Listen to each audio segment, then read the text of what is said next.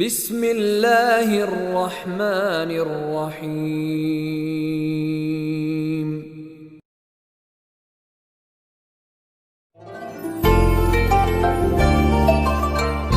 Assalamualaikum warahmatullahi wabarakatuh. Allahumma salli ala Sayyidina Muhammad wa ala ali Sayyidina Muhammad. Semoga Buya dan kita semua panjang umur dalam ketaatan serta sehat walafiat. Amin ya rabbal alamin. Saya hamba Allah dari Kabupaten Lombok Utara. Buya, apa yang harus saya lakukan? Saya sudah menikah dan suami saya pergi merantau. Syahwat saya sering sekali datang. Saya sering mengamalkan cara-cara meredam syahwat yang Buya jelaskan. Syahwat saya redam tapi datang lagi. Saya sudah berusaha untuk menyuruh suami saya pulang. Tapi karena dalam keadaan ekonomi, suami saya tidak bisa pulang. Saya takut berbuat maksiat, berbuat dosa. Apa yang harus saya lakukan? Terkadang saya depresi, kadang sering nangis karena perasaan ini. Kadang orang tua saya bingung dengan keadaan saya, tapi saya nggak tahu bagaimana cara memberitahukan orang tua saya. Akhirnya saya bisa nangis. Mohon nasihatnya Buya. Terima kasih. Baik, bismillah. Yang pertama adalah masalah syahwat. Syahwat adalah karunia Allah. Yang tidak punya syahwat adalah cacat. Karena syahwat itu adalah untuk naik pangkat. Kapan? Jika seorang bisa mengatur syahwatnya. Syahwat adalah karunia. Maka bersama syahwat itu Allah telah menghadirkan cara menyalurkan syahwat dengan cara yang bersih dan terhormat. Syahwat apapun itu. Syahwat pandangan, termasuk syahwat yang urusan pribadi. Ada namanya pernikahan. Pernikahan. Di samping di balik pernikahan ada maksud-maksud agung menjalankan sunnah Nabi keturunan. Tapi ada di situ adalah syahwat. Sehingga termasuk maksud tujuan yang paling besar di dalam pernikahan adalah untuk syahwat. Karena Allah menciptakan syahwat, Allah menciptakan penyalurannya. Jika di dalam pernikahan tidak berlaku yang ini, terus apa maksud dari sebuah pernikahan? Ini harus pahami. Jadi syahwat bukan aib. Kemudian setiap orang itu berbeda-beda. Jadi kita tidak boleh menyamakan syahwat seseorang dengan diri Anda misalnya.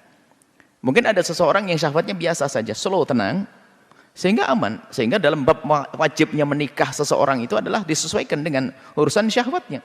Ada syahwat yang bergolak berlebihan. Dan itu juga Allah ciptakan semacam itu.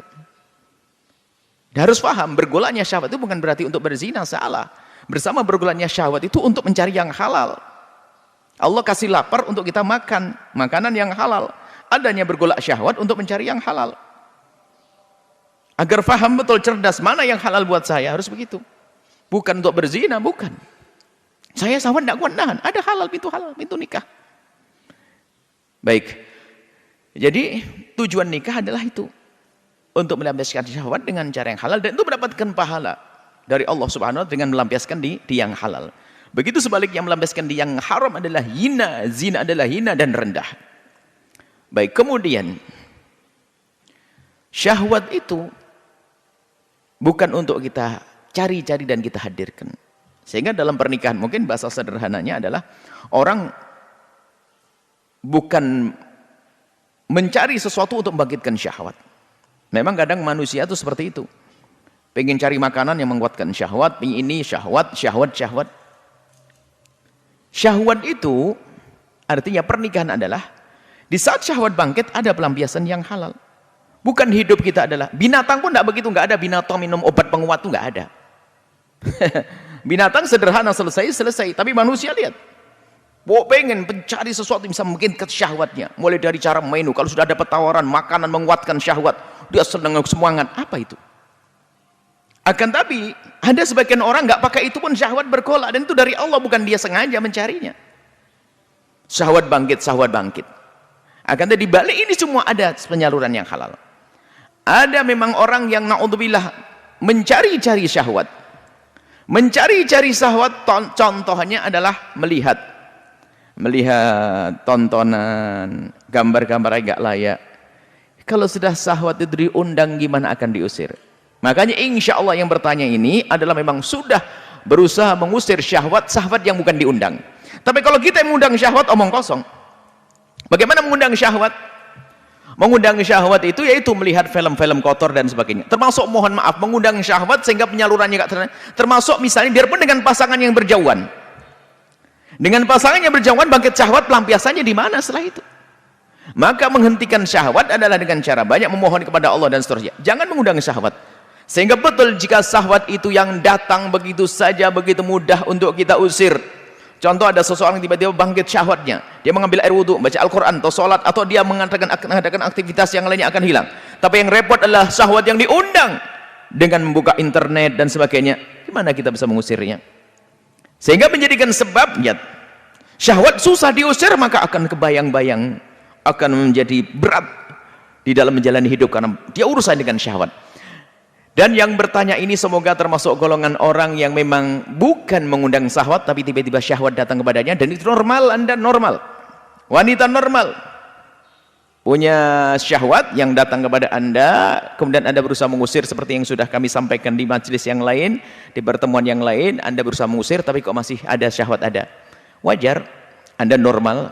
Kemudian pelampiasan halal Anda adalah tidak ada, lagi berjauhan. Maka kami himbau, kedekatan itu penting. Jangan hanya mementingkan urusan-urusan yang artinya ekonomi, rezeki bisa dicari di mana saja. Tapi kalau urusan kehalalan ini harus dengan pasangan. Harus dengan pasangannya. Tidak bisa di tempat lain lalu melakukan zina, nggak boleh. Kemudian ini jawaban untuk yang pertama secara khusus. Jika suami Anda pergi karena urusan nafkah, Anda tidak cukup memanggilnya. Akan tapi di samping Anda memanggilnya untuk kembali, sampaikan kerinduan Anda, di sisi lain Anda harus yakinkan kepada beliau bahwasanya Anda tidak akan menuntut urusan nafkah. Anda menyuruh pulang, kalau misalnya Anda punya tuntutan, mereka bingung, nanti sampai di rumah ribut lagi urusan nafkah. Mereka bingung. Tapi kalau Anda pastiin, abang kita makan ada apanya. Yang penting kita ketemu dengan halal. Orang lain bisa hidup dengan sederhana, kenapa kita tidak? Kalau memang suami Anda sudah Anda beritahu semacam itu, Anda yakinkan, abang saya tidak akan menuntut urusan nafkah. Kita cari bersama. Yang penting kita bertemu. Kita punya suami istri harus bertemu. Nah, sampaikan hajat Anda sebagai seorang istri. Jika ternyata suami Anda kok tidak mau mendengar, menggubris, sementara Anda sudah bisa nerima apa adanya, tidak menggubris, maka ketahuilah kaidah sederhana. Wanita yang tidak terpenuhi kebutuhan batinnya, sementara dia takut masuk wilayah madharat, keharaman, maka saat itu sang wanita itu suruh bersabar, ditunda, menunggu kesabaran sampai diperkirakan 4 bulan, seperti masa ila. Ila itu sumpah, seorang suami yang bersumpah tidak mau menggauli suaminya itu 4 bulan.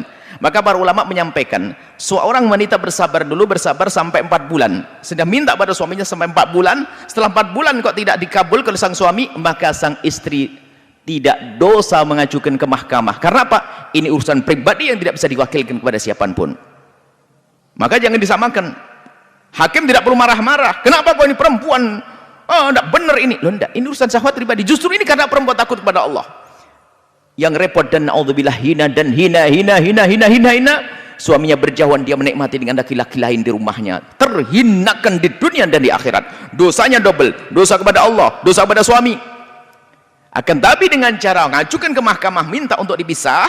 Setelah dicerai oleh mahkamah akan ngurusi suaminya. Memanggil suaminya, kalau suaminya nggak mau datang maka dicerai oleh sang suami, maka dia akan menikah setelah itu dengan suami yang baru lagi setelah masa iddah selesai. Jadi tidak bisa melakukan keharaman. Hati-hati, urusan syahwat ini beda, bisa menjadikan semua bermasalah. Karena urusan seperti orang lapar, bahkan lebih dari itu kalau urusan syahwat bangkit, apalagi zaman-zaman semacam ini. Maka tolonglah, kebersamaan itu penting, suami istri penting. Dan bagi seorang, nah kemudian masalah wajibnya seorang suami memberikan pelayanan pada istri seperti apa sih? Imam Ghazali menganjurkan, bukan suatu kewajiban, menganjurkan seorang suami itu hendaknya mendatangi istrinya itu paling tidak itu jangan kurang dari 4 hari. Digambarkan kalau istrinya 4 itu ketemu lagi, gambarannya kata Imam Ghazali. Atau seperti dikatakan oleh Imam Ahmad dan para ulama mengatakan, jangan sampai dalam masa suci tidak pernah didatangi. Karena ini dianggap sebuah kezaliman. Dalam sekali masa suci jangan sampai tidak didatangi, tanpa uzur tentunya. Kalau ada uzur lain cerita, misalnya suami lagi ini. Tapi kalau sudah tidak datangi lebih dari 4 bulan, maka seorang istri kalau sabar tidak menuntut, no problem, nggak ada masalah. Sebab secara qadha nggak bisa qadhi ikut campur gara-gara tidak bisa tidak digauli. Kalau istrinya rela nggak ada masalah. Tapi di hadapan Allah seorang suami yang menelantarkan ini haram. Jadi ada qadhaan wa dayanatan di sini. Jadi kalau ada seorang suami tidak menggauli istrinya dan istrinya kok diam-diam nggak menuntut, maka secara qadhi nggak boleh ikut campur. Tapi secara agama kalau karena kedzaliman sang suami nggak boleh, haram, dosa. Nah, maka di saat sang suami tidak bisa memenuhi istrinya, sebab apapun, bahkan kalau seandainya sakit sekalipun, karena kebutuhan ini kebutuhan pribadi, nggak bisa diwakilkan ke siapapun. Pengabdian bisa diberikan. Seorang istri minta cerai, menikah lagi, tetap dia mengabdi, mungkin memberikan, mengirim uang atau mengirim pembantu, bisa saja. Tapi urusan yang ini tidak bisa main-main. Ini urusan syahwat, sehingga sampai 4 bulan, batas 4 bulan. Kalau ternyata sang suami tidak mau menggauli istrinya, maka saat itu sang istri boleh mengajukan ke mahkamah, diceraikan, kemudian setelah itu menikah dengan laki-laki yang lain setelah masa iddah selesai dan akan terpenuhi. Yang paling mengerikan hari ini adalah masalah perzinahan. Begitu mudah perzinahan. Dan kita mendengar berita di sana sini, sudah punya suami masih berzina. Naudzubillah. Rendah sekali itu orang. Sudah punya suami. Maka bagi yang ingin selamat, seperti yang bertanya, pertanyaan istimewa, ini wanita mulia, solehah dia. Yang bertanya wanita solehah, suaminya jauh sementara syahwat yang bergolak, dia ingin cari solusi, sudah berusaha untuk menjauhkan syahwat, akan tapi masih saja datang karena syahwat adalah fitrah. Maka solusinya adalah sampaikan kepada suami, kalau memang dalam tempo yang Anda tentukan tidak bisa pulang, kemudian tidak mau pulang, tidak merencanakan pulang, maka setelah itu Anda ajukan ke mahkamah dan Anda akan dicerai. Karena apa? Ini adalah kebutuhan pribadi Anda yang tidak boleh, yang tidak bisa diwakilkan kepada siapapun. Keselamatan akhirat lebih penting, sehingga dikatakan oleh para ulama, boleh mengajukan tolak yang semula tolak dilarang menjadi boleh karena raf'ud dharar, untuk mengangkat kemadharatan, musibah bagi seorang wanita, karena dia akan tersiksa dengan menjaga syahwat tersebut. Menjaga syahwat tersiksa bisa jadi suatu ketika kepleset dalam berzinahan. Kalau sudah syahwat bangkit, gelap mata, naudzubillah, sehingga kalau sudah tidak punya malu akan menjadi pezina-pezina, lebih besar madharatnya. Maka boleh mengajukan perceraian seperti itu. Anda yang bertanya bisa mengukur ini semuanya. Dan jangan berkhianat, seorang perempuan dikit-dikit ngajukan cerai tanpa alasan yang jelas, nggak boleh. Atau naudzubillah karena sudah berpikir tentang laki-laki yang lain, nggak boleh. Tapi kalau sifatnya adalah karena memang suami tidak memenuhi urusan kebutuhan batinnya, benar-benar tidak peduli sang suami, nggak pernah menggauli, nggak pernah menyentuh, nggak pernah ini, maka setelah 4 bulan boleh ngajukan ke mahkamah. Dan suami zalim, haram. Kecuali suami ada uzur, mohon maaf, uzurnya apa? Impotensi, sakit, dan istri rela, maka ya nggak ada masalah. Tapi kalau suaminya tidak ada uzur dan dia bisa mendatangi istrinya, kemudian istri yang menghendaki, menginginkan, lah kok tidak memberi, maka sang suami zalim dan haram, dosa hukumnya, fasik dia. Kenapa? Ini menyiksa hati seorang wanita di bawah naungannya tapi tidak diberi. Seperti hal nafkah zahir juga demikian. Hanya kalau nafkah zahir langsung qadhaan, qadhi bisa bermain di sini. Tapi kalau nafkah batin, qadhi tidak akan bermain kecuali wanita mengajukan ke mahkamah. Wallahu a'lam bissawab.